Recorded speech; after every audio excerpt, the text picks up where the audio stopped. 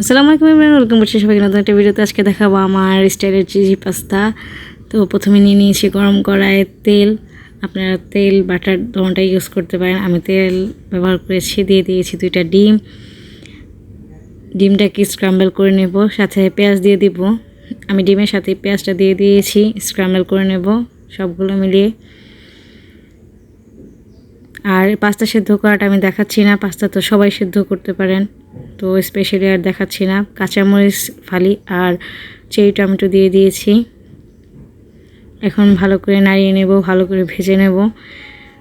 ডিমে একটা গন্ধ আছে, সেই গন্ধটা চলে যাওয়ার পর এরপর দিয়ে দিয়েছি 1 চা চামচ টেস্টিং সল্ট, 1/2 চা চামচ লবণ, 1/2 চা চামচ ভেজে নেওয়া মরিচের গুঁড়ো, দিয়ে দিয়েছি 1/2 চা চামচ গোলমরিচের গুঁড়ো, আর পাস্তার সাথে যে মশলাটা থাকে সেই মশলাটা। এগুলো দিয়ে ভালো করে নাড়িয়ে নেব। নাড়িয়ে নিয়ে আমরা দিয়ে দিব আমাদের সিদ্ধ করে রাখা পাস্তাগুলো। আমি এখানে ফ্রোজেন কিছু গ্রেট করা গাজর দিয়ে দিয়েছি, আর গোলাপি বা বেগুনি কালার যে পাতাকপিটা থাকে সেই পাতাকপিটা দিয়েছি। এটা জাস্ট কালারের জন্য, আপনারা চাইলে স্কিপ করতে পারেন। এরপরে ভালো করে নাড়িয়ে নেব, ভালো করে মিক্স করে নেব।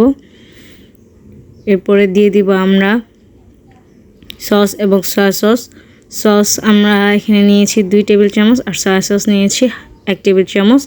দুটাকে আমরা ভালো করে মিক্স করে নেব পাস্তার সাথে। সসের পরিমাণটা যতটা দেওয়া হবে পাস্তায়, চিজি পাস্তাটা খেতে ততই ভালো লাগবে। আর মোজারেলা চিজ ব্যবহার করার চেষ্টা করবেন।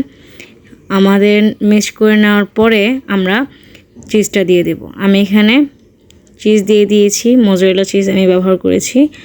আপনারা যে কোনো ব্র্যান্ডের ভালো চিজ ব্যবহার করার চেষ্টা করবেন। ভালো ব্র্যান্ডের চিজটা যত ভালো দিবেন তত ভালো খেতে লাগবে, বেশি করে দিলে ভালো লাগবে। আর এটা যারা চিজ পছন্দ করে না তাদের জন্য এই রেসিপিটা না। এটা কিন্তু সম্পূর্ণ আমার পার্সোনাল একটা রেসিপি, মানে আমি নর্মালি যেভাবে করি সব সময় সেটা করি, দুর্দান্ত খেতে হয়।